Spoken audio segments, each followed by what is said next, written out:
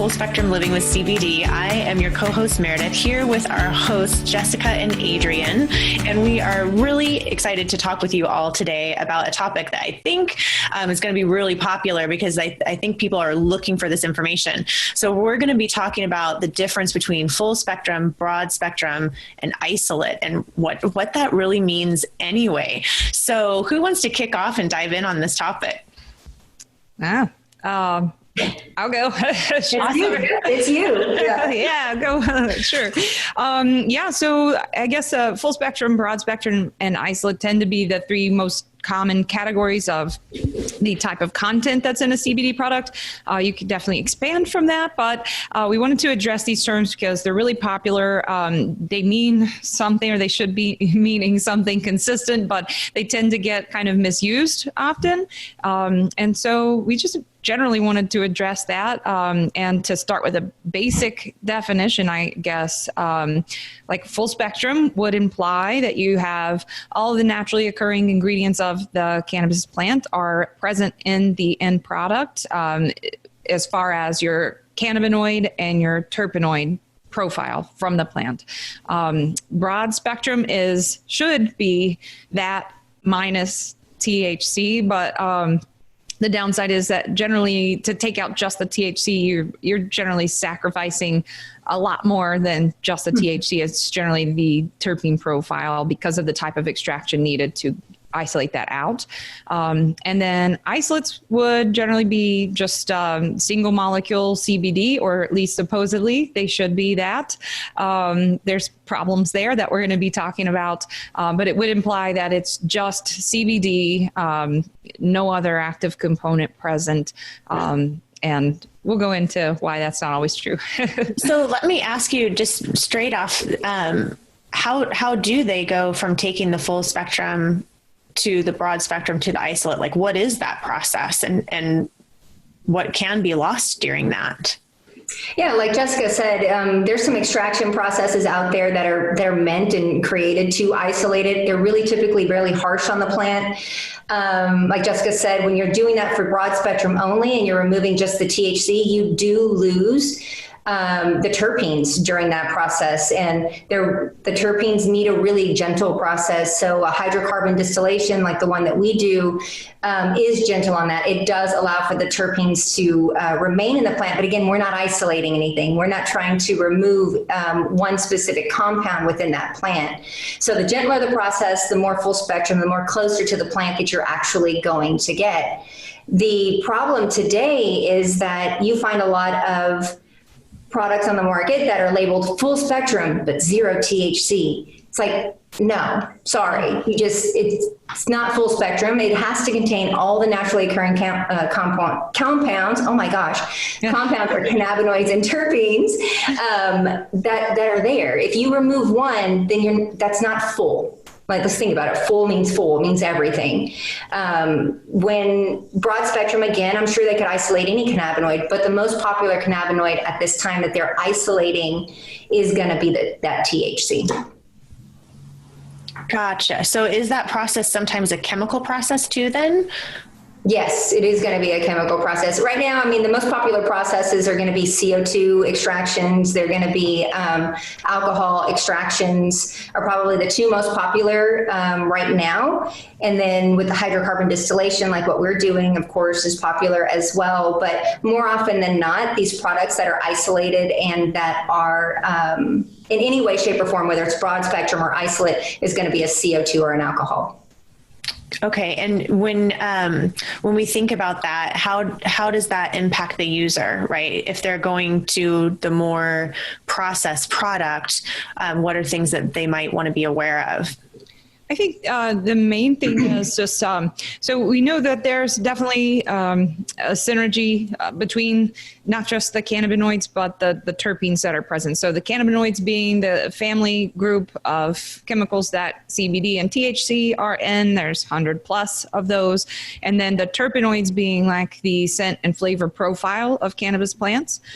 They offer not only just their own unique benefits, but they tend to kind of magnify the cannabinoids benefit as well. So having the synergy of all of those aspects present, in our opinion, is what a truly full spectrum product is. Nothing is taken out. Nothing is added. It's as nature intended and as gentle of a process as possible. And so I think the downside to like the CO2 and ethanol extractions, like they're very legitimate extraction types and very popular, but they come at a cost. And so the cost is that CO2 and the high pressure that's required to extract there tends to really destroy the terpenoid content as a whole. And so you're left without that entire category of substances. And a lot of places will add that back in. We just don't feel like that's always the most beneficial, because then you have to start questioning, like, what's the terpene source? Is it natural? Is it synthetic? Is it, I don't know. There's other questions you could really raise from that, but the balance of those and how they occur naturally. But the point being, when you go for some of these other extraction methods, it does just take away the terpene content as a whole. And so you're really decreasing the overall synergy that's offered that the plant would have. And so why would somebody turn to the product that isn't a full spectrum? Like, what's the attraction there?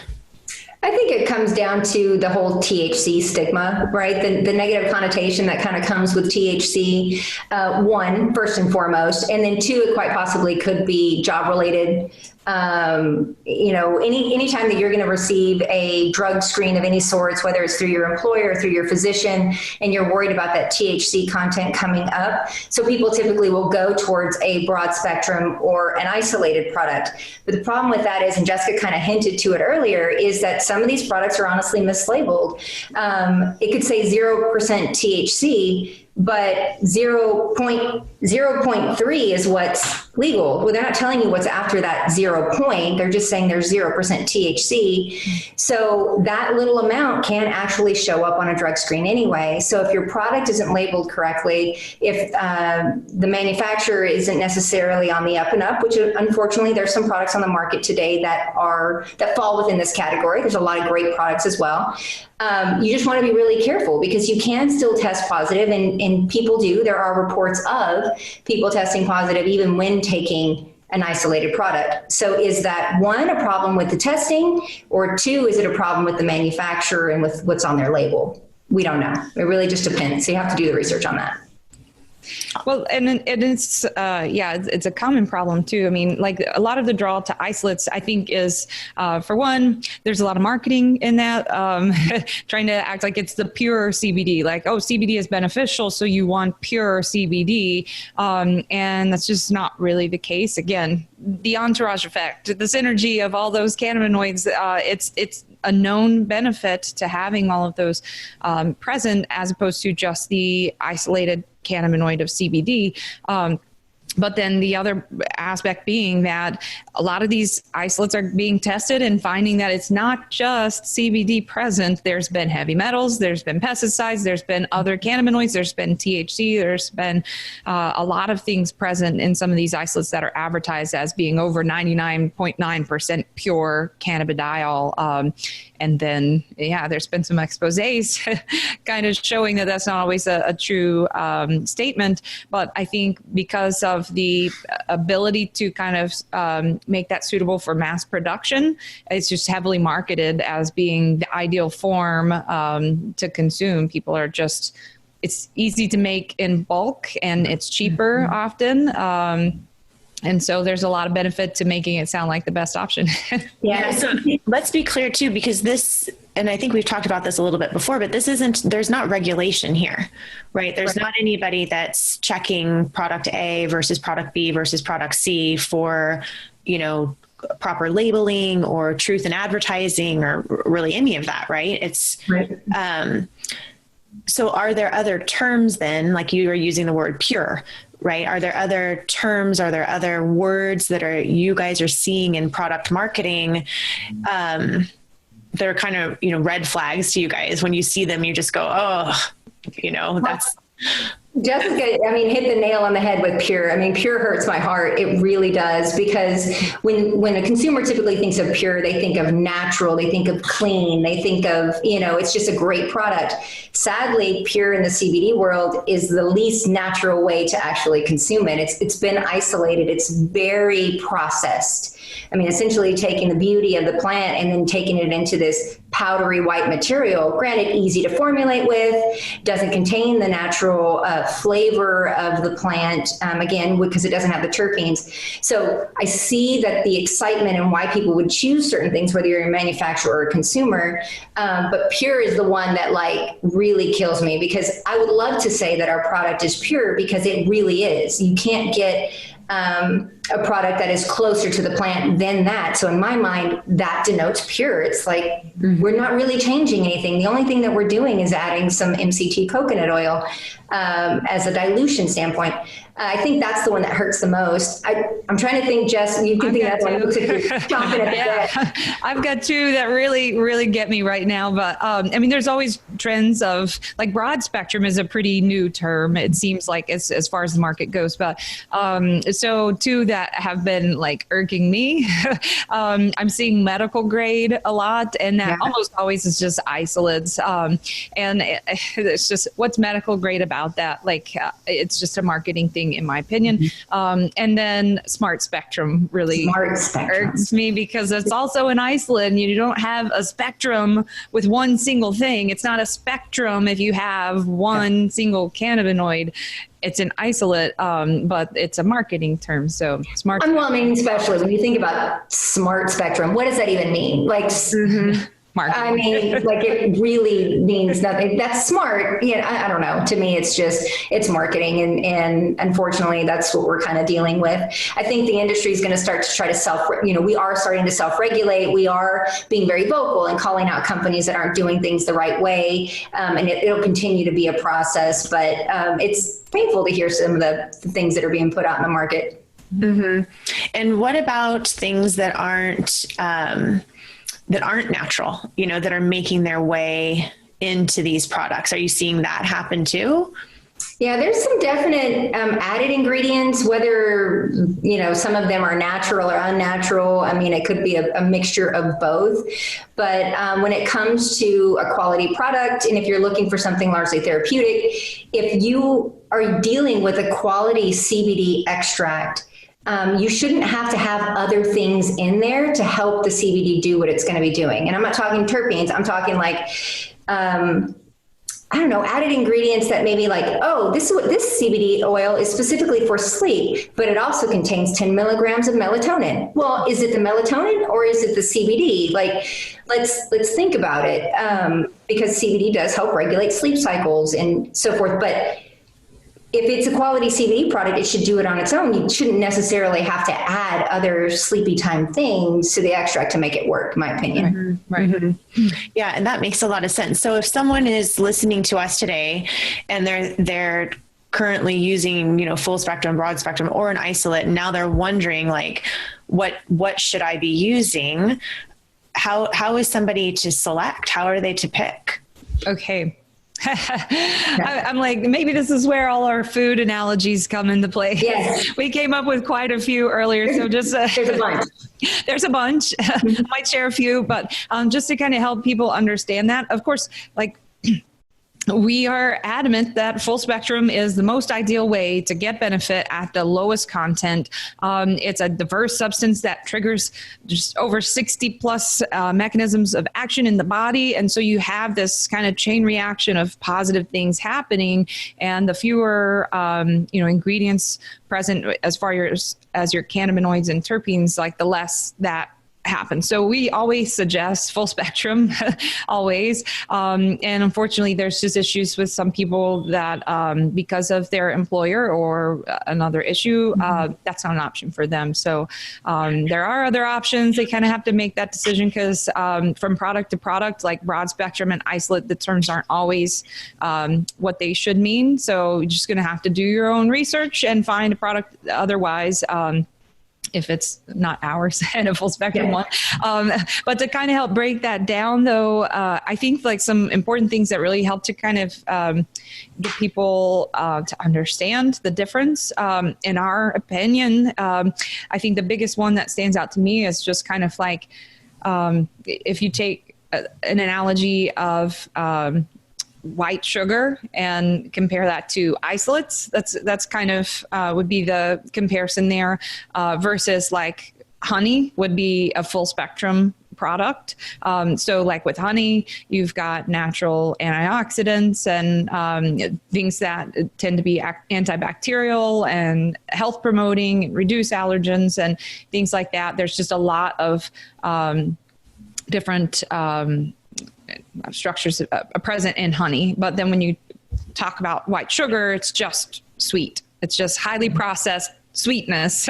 And so I think that in my mind is a really close comparison to like a full spectrum, true full spectrum product and a isolated product. They're both going to be sweet, but you just have so much more working in your favor in a full spectrum product. And yeah, I don't know if that made enough sense. Yeah.